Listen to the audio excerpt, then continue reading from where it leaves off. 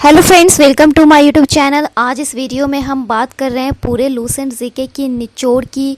ये आपका 11वां पार्ट है। इसके पहले हमने इसके 10 पार्ट अपलोड करके रखा है, तो जिन लोगों ने वो 10 पार्ट नहीं देखे हैं वो हमारे चैनल के वीडियो लिस्ट में जाकर ज़रूर से ज़रूर देख लीजिए।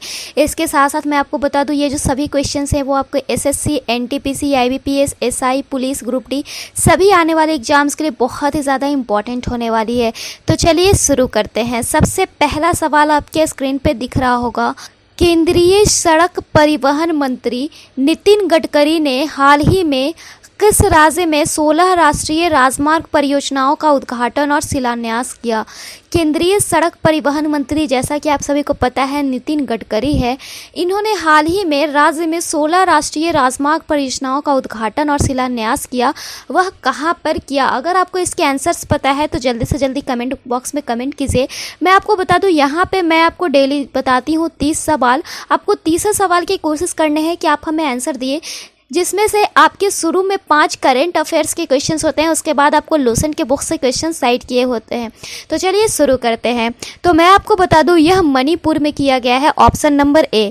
आपको मैं बता दूं, इन परियोजनाओं पर अगर टोटल खर्च की बात करें, टोटल निवेश की बात करें, तो 4148 करोड़ रुपए इस पर निवेश किए गए हैं और इसमें कुल 298 किलोमीटर की लंबाई भी कवर की गई है। इन परियोजनाओं से मणिपुर को देश के बाकी हिस्से और पड़ोसी देशों के साथ हर मौसम में संपर्क बनाए रखने में मदद मिलेगी, इसलिए यह राजमार्ग जो है बहुत ही ज़्यादा महत्वपूर्ण होने वाला है। सवाल नंबर 2 है, हाल ही में किस देश ने इजराइल के तेल अवीव में पहला दूतावास खोल दिया है? किस देश ने इजराइल के तेल अवीव में पहला दूतावास खोला? तो सही जवाब है आपका, अगर बात करें तो यूएई यानी संयुक्त अरब अमीरात, यूनाइटेड स्टेट अमीरात में, ऑप्शन नंबर सी। इसके उद्घाटन में इजराइल के राष्ट्रपति शामिल हुए थे। अब आपसे, क्योंकि यहाँ के राष्ट्रपति अभी करंट हो जाएंगे, तो आपसे पूछा जा सकता है कि इजराइल के राष्ट्रपति कौन है, तो वो हैं इसाक हरगोज। यह भी आपसे पूछा जा सकता है कि इजराइल के राष्ट्रपति कौन है, तो इसाक हरगोज। इन्होंने ही इसका जो शिलान्यास हुआ उसमें वो मौजूद रहे और यह पहला तेल अवीव में खोला गया दूतावास है। नेक्स्ट है सवाल नंबर 3। प्रधानमंत्री नरेंद्र मोदी की अध्यक्षता में केंद्रीय मंत्रिमंडल ने कोकिंग कोल में सहयोग पर भारत और किस देश के बीच समझौता ज्ञापन को मंजूरी दी है? आपसे पूछ रहा है कि नरेंद्र मोदी की अध्यक्षता में मंत्रिमंडल ने कोकिंग कोल में सहयोग पर भारत और किस देश के बीच समझौता ज्ञापन पर मंजूरी दी है? तो भारत और रूस के बीच। आपको मैं बता दूं कोकिंग कोल के बारे में, तो कोकिंग कोल का उपयोग स्टील बनाने के लिए किया जाता है। इस्पात क्षेत्र में भारत और रूस के बीच सहयोग को मजबूत करने के उद्देश्य से इस समझौते ज्ञापन पर हस्ताक्षर किया गया है। नेक्स्ट है सवाल नंबर 4। हाल ही में केंद्र सरकार ने केंद्रीय कर्मचारियों का महंगाई भत्ता 17% से बढ़ाकर कितने प्रतिशत कर दिया है? कह रहे केंद्र सरकार ने केंद्रीय कर्मचारियों का महंगाई भत्ता 17 से बढ़ाकर कितना कर दिया है? तो 28%। और यह महंगाई भत्ता 1 जुलाई से बहाल होगी और यह डीए और डीआर सभी चीज़ों में रहेगी। नेक्स्ट क्वेश्चन है सवाल नंबर 5। कह रहा भारतीय रिजर्व बैंक यानी आरबीआई ने डाटा संरक्षण का सही से पालन नहीं करने पर किस पर कार्यवाही करते हुए नए ग्राहक बनाने पर प्रतिबंध लगा दिया है? तो यह उसने प्रतिबंध लगाया है आपका मास्टर कार्ड पर। मास्टर कार्ड पर उसका कहना था कि डाटा संरक्षण का इसने सही से उपयोग नहीं किया है, सही से पालन नहीं किया है, इसलिए इस पर कार्यवाही की जाएगी और नए ग्राहक इस पर नहीं बनाने होंगे। नेक्स्ट है सवाल नंबर 6। अब बात कर लेते हैं लूसेंट जीके के सवालों की। सवाल नंबर 6 है, डिस्कवरी ऑफ इंडिया किसने लिखी थी? एक पुस्तक है डिस्कवरी ऑफ इंडिया, यह किसने लिखी? तो यह जवाहरलाल नेहरू ने लिखी थी। आपको ध्यान में रखना है 2 सवाल होते हैं, एक रीडिस्कवरी ऑफ इंडिया, एक डिस्कवरी ऑफ इंडिया।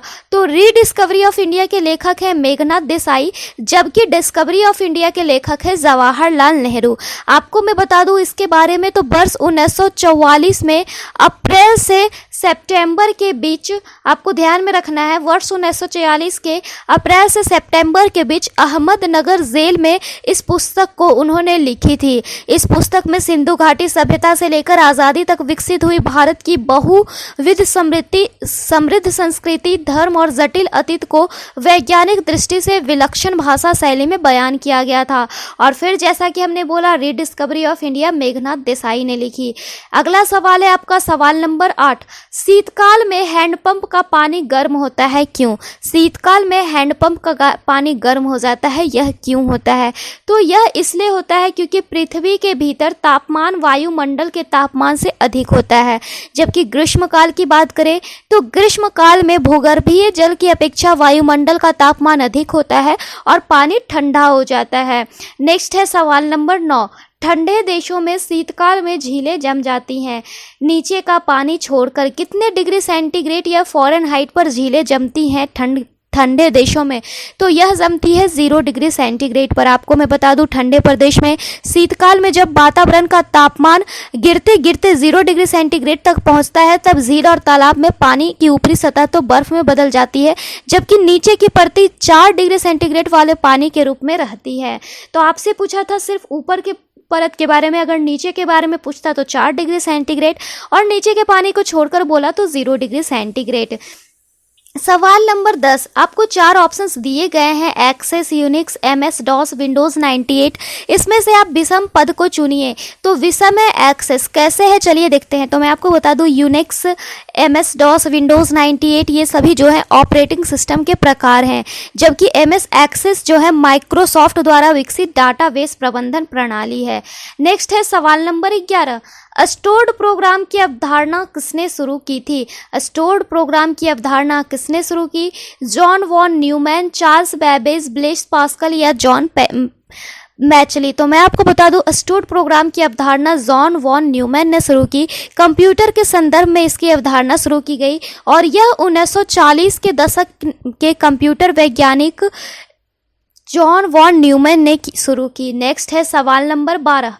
नाभिकीय रिएक्टर में ग्रेफाइट का प्रयोग किस चीज़ के रूप में किया जाता है? नाभिकीय रिएक्टर में ग्रेफाइट का प्रयोग किस रूप में किया जाता है? तो यह किया जाता है विमंदक के रूप में। Option number C. आपको मैं बता दूं, मंदक न्यूट्रॉनों की गति को मंद करता है। भारी जल D2O, ग्रेफाइट या बेरिलियम ऑक्साइड का प्रयोग मंदक के रूप में किया जाता है। इनमें भारी जल को सर्वोत्तक मंदक भी माना गया है। नेक्स्ट है सवाल नंबर 13। निम्न में से कौन सा लोक नृत्य जम्मू एवं कश्मीर से संबंधित है? तो यह है रौफ नृत्य। रौफ नृत्य में महिलाएं समूह में नृत्य करती हैं और जम्मू एंड कश्मीर के अगर और भी लोक नृत्य की बात करें, जो कि हैं हिकत, चाकरी और भाखा गीत, ये कुछ और जम्मू कश्मीर के लोक नृत्य है जहाँ से कि क्वेश्चंस पूछे जाएंगे आपके। नेक्स्ट है सवाल नंबर 14।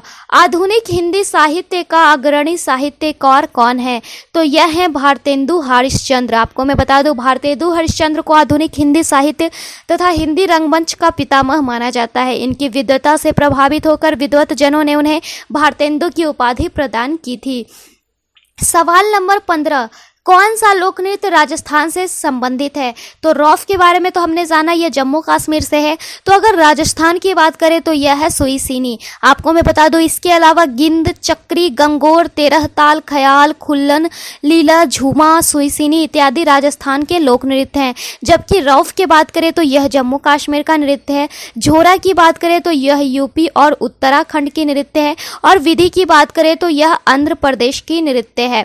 नेक्स्ट है सवाल नंबर 16। सवाल नंबर 16 है, एक ही समय में कंपन करने वाले स्थानों को जोड़ने वाली रेखाओं की श्रृंखला क्या कहलाती है? एक ही समय में कंपन करने वाले स्थानों को जोड़ने वाली रेखाओं की श्रृंखला क्या कहलाती है?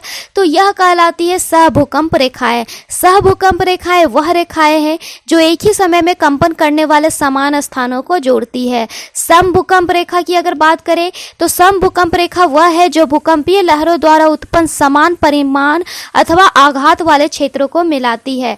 नेक्स्ट है सवाल नंबर 17। निम्नलिखित में से विषम शब्द बताएं। असितास्म, रूबी, पन्ना, नीलम, इसमें से विषम शब्द कौन सा है? तो यह है असितास्म। आपको मैं बता दूं, पन्ना और रूबी और नीलम की बात करें तो ये सभी रत्न हैं, जबकि असितास्म जो है ज्वालामुखी के लावे से निर्मित आग्नेय चट्टान है जो रत्न की श्रेणी में नहीं आता है। अब बात कर लेते हैं सवाल नंबर 18 की। कह रहे दो बड़े भू समूह को जोड़ने वाली संकीर्ण भूपट्टी को क्या कहते हैं? दो बड़े भू समूह को जोड़ने वाली संकीर्ण भूपट्टी को क्या कहते हैं? तो यह कहते हैं भूसंधि। Option number B. आपको मैं बता दूं, भूडमरू मध्य अथवा भूसंधि भूमि की एक पतली पट्टी होती है जो दो बड़े जल राशियों को अलग करती है तथा दो बड़े भूभागों को जोड़ती है। नेक्स्ट है सवाल नंबर 19। एक दूसरे से लंबवत ऊर्ध्वाधर एवं क्षैतिज रेखाओं की श्रृंखलाओं के नेटवर्क को किस नाम से जानते हैं?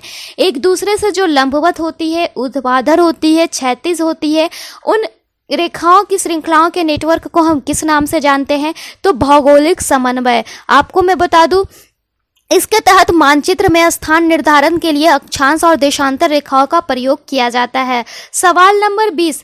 क्षोभ मंडल वायुमंडल का सबसे तप्त भाग है, क्यों? क्षोभ मंडल वायुमंडल का सबसे तप्त भाग क्यों है? क्योंकि यह सूर्य के निकटतम है, या इसमें आवेशित कण है, या फिर यह पृथ्वी पृष्ठ से तप्त हो जाता है, या इसमें उष्मा पैदा होती है। तो यह वायुमंडल का सबसे तप्त भाग इसलिए है क्योंकि यह पृथ्वी पृष्ठ से तप्त हो जाती है। आपको मैं बता दूं, पृथ्वी के ऊष्मा का स्रोत मुख्यतः सूर्य से प्राप्त लघु तरंग विकिरण है, किंतु इससे वायुमंडल गर्म नहीं होता, बल्कि पृथ्वी इस लघु तरंग विकिरण को अवशोषित कर जब दीर्घ तरंगों का विकिरण करती है तो इसी से वायुमंडल गर्म होता है, और क्षोभ मंडल पृथ्वी सतह को सबसे नजदीक होने के कारण यह वायुमंडल का सबसे तप्त भाग है। सवाल नंबर 21। सूर्य से पृथ्वी को प्राप्त ऊष्मा को क्या कहते हैं? सूर्य से पृथ्वी को जो प्राप्त ऊष्मा होती है उसे क्या कहते हैं? तो उसे सौर विकिरण कहते हैं। सौरिक ऊर्जा को सूर्य ताप कहते हैं। सूर्य की ऊर्जा का स्रोत इसका आंतरिक भाग है। आपको मैं बता दूं, यहाँ पर अत्यधिक दबाव और उच्च तापमान के कारण नाभिकीय संलयन के द्वारा हाइड्रोजन का हीलियम में रूपांतरण होने से ऊर्जा का विसंजन होता है। यह ऊर्जा परिचालन तथा संवर्धन द्वारा सूर्य की बाहरी सतह तक पहुंचता है। सूर्य की बाहरी सतह से निकलने वाली ऊर्जा को फोटोन तथा बाह्य सतह को फोटोस्फीयर कहते हैं। यह सतह से ऊर्जा का विद्युत चुंबकीय लघु तरंगों द्वारा विकिरण होता है, अतः सूर्य का ताप हम तक विकिरण के माध्यम से ही गुजरता है। सवाल नंबर 22 कह रहा है वातावरण की वह परत जो रेडियो तरंगों को परावर्तित करती है कौन सी है? कौन सी परत है जो रेडियो तरंग को परावर्तित करती है? तो यह है आयन मंडल। मध्यमंडल सीमा के ऊपर 80 किलोमीटर से 400 किलोमीटर की ऊंचाई तक आयन मंडल है। यहाँ पर उपस्थित गैसों के कण विद्युत आवेशी होते हैं। ऐसे विद्युत आवेश युक्त कणों को आयन कहते हैं। आयन मंडल पृथ्वी से प्रेषित रेडियो तरंगों को परिवर्तित करके पृथ्वी पर वापस भेज देता है। इससे पृथ्वी पर रेडियो प्रसारण से सहायता मिलती है। सवाल नंबर 23। राज्य के अधीन क्या है?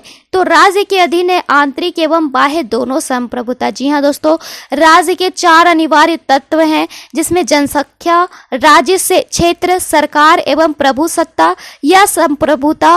राज्य की संप्रभुता का आशय आंतरिक और बाह्य दोनों से होता है। सवाल नंबर 24।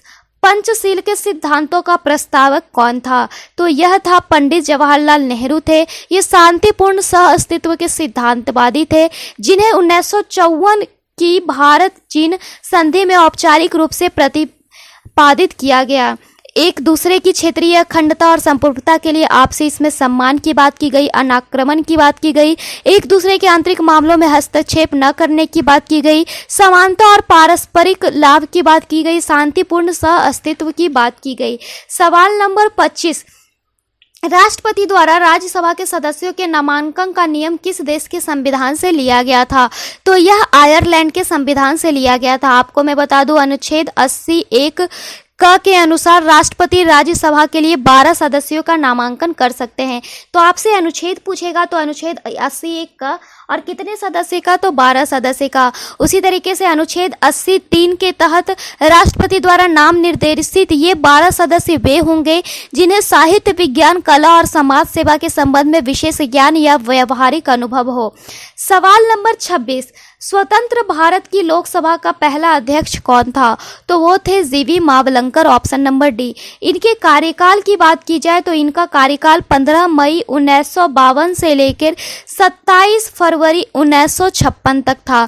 वे 17 नवंबर 1947 से संविधान सभा एवं तदनुसार 26 नवंबर 1949 से अंतरिम संसद के भी अध्यक्ष रहे। सवाल नंबर 27, नागरिकता प्राप्त करने के लिए शर्तें निर्धारित करने वाला सक्षम निकाय कौन सा है?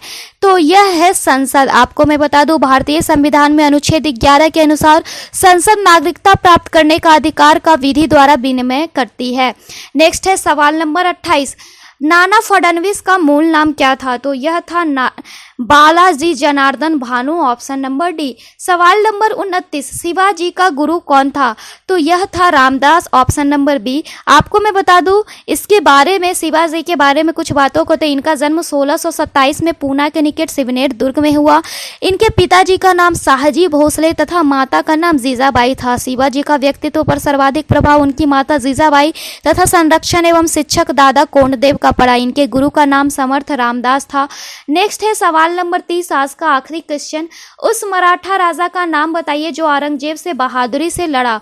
तो वो थे शिवाजी। 1665 में औरंगजेब ने कछवाहा राजा जय सिंह को शिवाजी के विरुद्ध भेजा था, जिसने शिवाजी को पराजित कर पुरंदर की संधि 1665 करने के लिए बाध्य किया था। तो फिलहाल इस वीडियो में इतना ही। ऐसे ही वीडियोस के लिए बने रहिए हमारे चैनल के साथ। Then bye and thanks for watching this video.